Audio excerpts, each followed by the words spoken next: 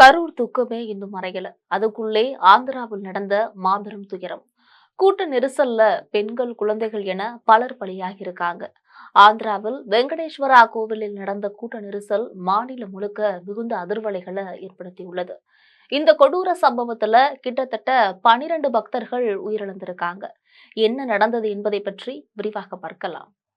ஆந்திர பிரதேசம் ஸ்ரீகாகுளம் மாவட்டத்தில் இருக்கக்கூடிய காசிப்புக்கா என்ற இடத்துல வெங்கடேஸ்வரா சுவாமி அப்படின்ற ஒரு கோவில் இருக்கு. இந்த கோவில்ல நேற்று நடந்த கூட்ட நெரிசல் மாநிலம் முழுவதும் பெரும் சோகத்தை ஏற்படுத்தியுள்ளது. இந்துக்களுக்கு புனிதமான நாளாக கருதப்படக்கூடிய ஏகாதசி திதியையொட்டி ஏராளமான பக்தர்கள் ஒரே நேரத்துல கோவில்ல திரண்டதால் இந்த கொடூரமான நெரிசல் ஏற்பட்டிருக்கு. இதுல 12 பேர் உயிரிழந்திருக்காங்க. மேலும் 20 பேர் காயமடைஞ்சிருக்காங்க. மேலும் கூட்ட நெரிசல்ல காயமடைந்தவர்கள் பலாசா மருத்துவமனைக்கு கொண்டு செல்லப்பட்டிருக்காங்க. இருவரின் நிலை கவலைக்கிடமாக இருக்கு. தொடர்ந்து அவர்கள் மருத்துவமனைகள்ல சிகிச்சை பெற்றும் வந்துட்டு இருக்காங்க. மேலும் இந்த கூட்ட நெரிசல் குறித்து விசாரணை நடத்த அரசு உத்தரவிட்டிருக்கு. முதற்கட்ட விசாரணையில இறந்தவர்களில் சின்னம்மா, விஜயா, நீலிமா, யசோதா, ராஜேஸ்வரி, ரூபா, நிகில், பிருந்தாவதி மற்றும் அமுலு என போலீசார் அடையாளம் கண்டுபிடிச்சிருக்காங்க. நேற்று காலை கிட்டத்தட்ட 11:45 மணிக்கு இந்த கோர சம்பவம் நடந்ததாக போலீசார் தரப்புல தெரிவிச்சிருக்காங்க. 7 பேர் சம்பவ இடத்திலேயே பரிதாபமாக இருந்திருக்காங்க. 2 பேர் மருத்துவமனையில இருந்திருக்காங்க அப்படின்னு அதிகாரிகள் தெரிவிச்சிருக்காங்க.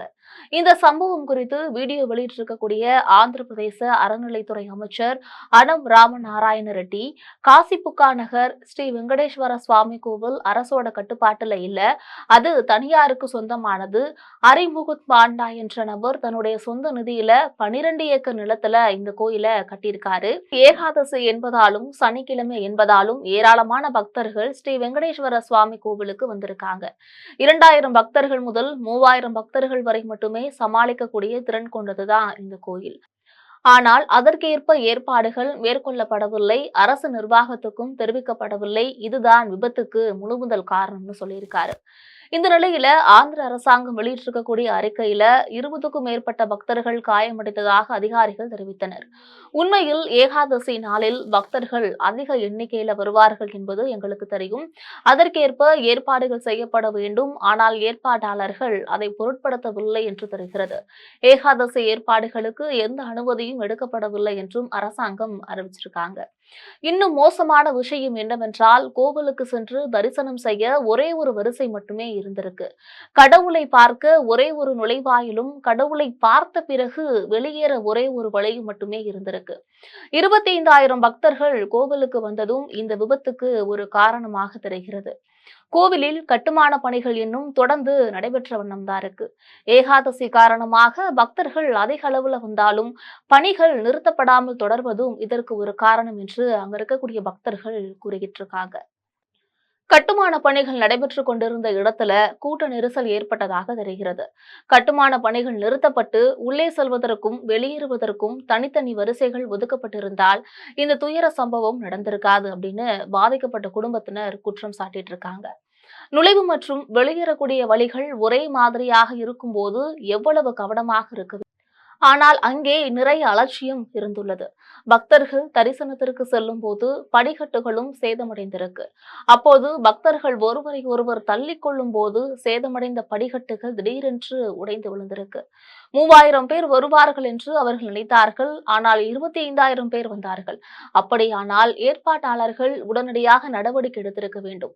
மேலும் பக்தர்களின் கூட்டத்தை தடுக்க எல்லா இடங்களிலும் கயிறுகள் அமைக்கப்பட வேண்டும்.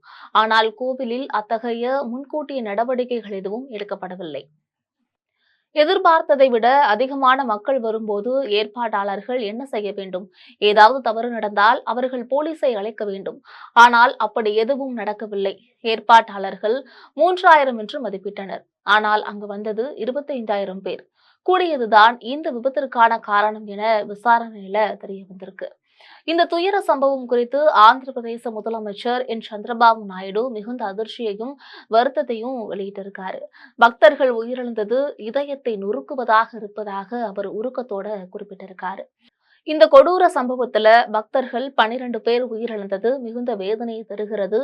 உயிரிழந்தவர்களின் குடும்பங்களுக்கு என்னுடைய ஆழ்ந்த இரங்கலை தெரிவித்துக் கொள்கிறேன் அப்படின்னு கூறியிருக்காரு.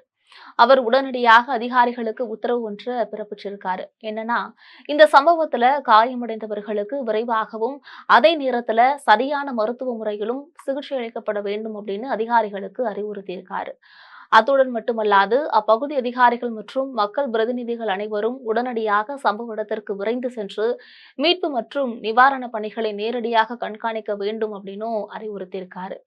சந்திரபாபு நாயுடுவின் மகனும் அமைச்சரவையில அமைச்சருமான நாரா லோகேஷ் அவர்களும் இந்த உயிரிழப்புகளுக்கு தன்னுடைய ஆழ்ந்த வருத்தத்தை தெரிவிச்சிருக்காரு. இந்த ஏகாதசி நாளில் நம்மை ஒரு பெரிய இந்த ஏகாதசி நாளில் நம்மை ஒரு பெரிய துயரம் சூழ்ந்துள்ளது என்று கூறிய அவரு இந்த சம்பவம் பெரும் அதிர்ச்சியை ஏற்படுத்தியுள்ளதாகவும் தெரிவிச்சிருக்காரு.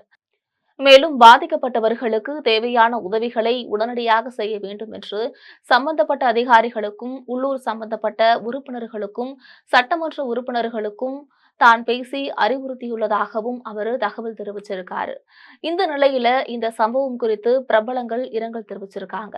அந்த வகையில ஆந்திராவில் ஏற்பட்ட கூட்ட நெரிசல் சம்பவம் குறித்து பிரதமர் மோடி ஆழ்ந்த இரங்கல் தெரிவிச்சிருக்காரு. இது குறித்து அவரோட எக்ஸ் தள பதிவுல தங்கள் நெருங்கிய மற்றும் அன்பானவர்களை இழந்தவர்களுக்கு என்னுடைய ஆழ்ந்த இரங்கலை தெரிவித்துக் கொள்கிறேன். காயமடைந்தவர்கள் விரைவில் குணமடைய பிரார்த்திக்கிறேன்.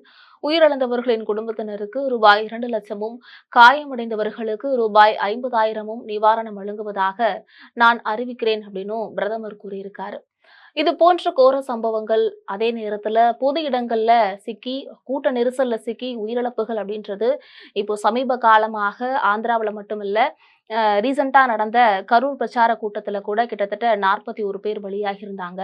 சோ இந்த சம்பவங்களை எப்படி தடுக்கலாம்? இது பற்றி உங்களுடைய கருத்துக்களை மறக்காம சொல்லுங்க.